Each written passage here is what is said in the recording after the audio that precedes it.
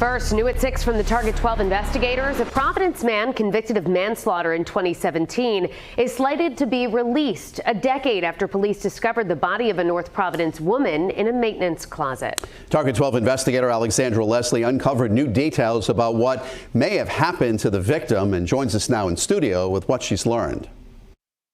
In 2017, 65-year-old John Seal was accused of killing and mutilating the body of a North Providence woman he claims was his lover.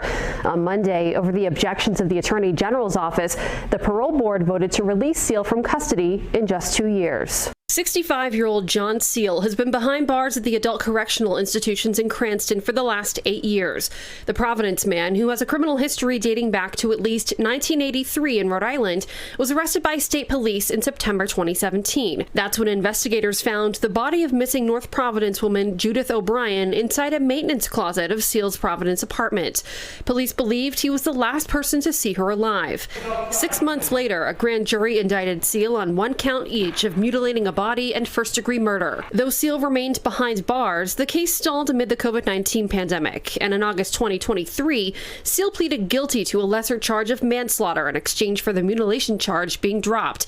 He was sentenced to 15 years behind bars. Just 2 months later, Seal went before the Rhode Island Parole Board. Meeting minutes from a parole board meeting that year show Seal claimed he and the victim were lovers, and she had actually tripped and fallen at his apartment in August 2017.